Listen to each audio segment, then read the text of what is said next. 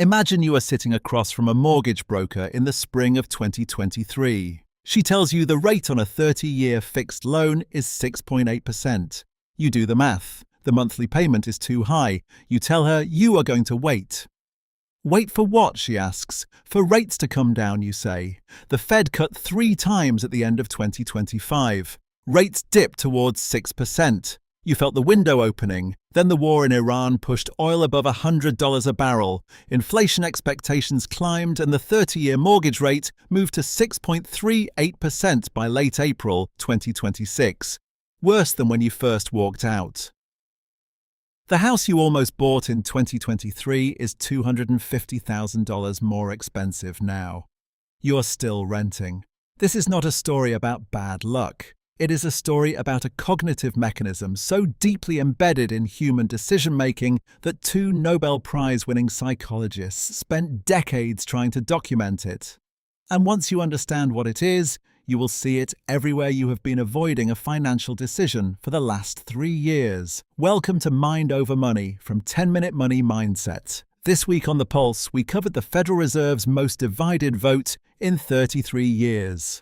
And the millions of Americans waiting on rate relief that has not arrived. Today we look at why waiting on a financial signal you cannot control may be the most expensive thing you are doing with your money, and why your brain is almost perfectly designed to keep you doing it. Let's get into it. This is Mind Over Money from 10-Minute Money Mindset, the behavioral psychology underneath the week's biggest financial story, every Friday. The mechanism is called anchoring bias. In 1974, Daniel Kahneman and Amos Tversky published a paper that changed how behavioral scientists understood human judgment.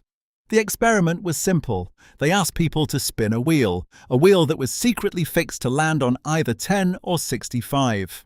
After spinning, they asked participants to estimate the percentage of African nations in the United Nations.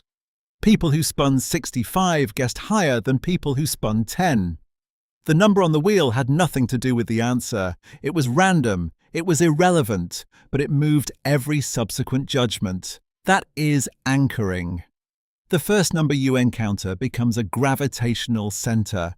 Everything after it orbits that center, even when the first number was produced by a spinning game. Now think about what the Federal Reserve has been to American households for the last 4 years. In 2020 and 2021, the Fed held the federal funds rate near zero. Mortgage rates fell below 3%. Millions of people bought homes at 2.75%, bought cars at 2% financing, carried manageable credit card balances at rates that, while never good, were not catastrophic. Then inflation arrived. The Fed raised rates 11 times in 16 months, the most aggressive tightening cycle since the early 1980s. The benchmark rate hit 5.25 to 5.5% by July 2023.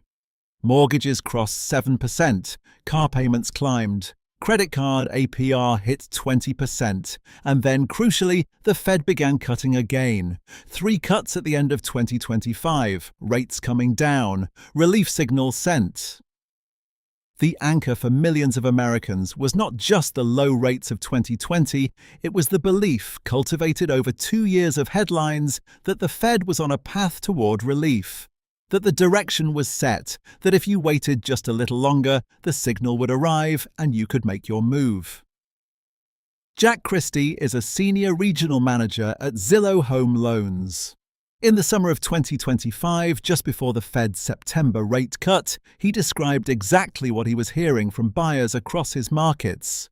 "We are hearing buyers say they want to wait for the Fed to cut interest rates," he said. "Agents can remind buyers that those anticipated Fed cuts are already baked into pricing." Read that sentence again slowly. The anticipated cuts were already baked into pricing. The market did not wait for the announcement. It adjusted in advance. By the time the Fed actually cut, the benefit of waiting had already been priced away. The buyers who waited for the cut, then bought, paid prices that had already risen in anticipation of the cut they were waiting on. The anchor, the belief that the cut would bring relief, was real. The relief was not. This is what anchoring does to financial decision-making at scale. It is not that people are irrational, it is that they are using a real piece of information. The Fed is cutting rates and treating it as more powerful than it actually is. They are anchored to a version of the future in which one signal resolves all the friction. One announcement creates clarity. One number unlocks the right time to act. Ali Wolf is chief economist at New Home Source. She watched mortgage rates do something counterintuitive in 2024 and 2025.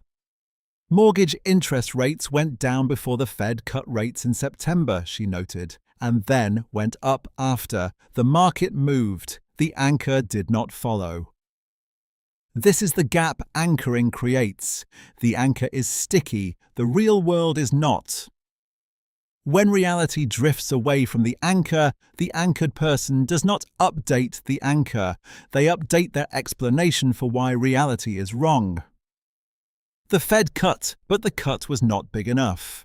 The Fed held, but the next meeting will be different. Oil prices will come down. The war will end. The signal will finally arrive.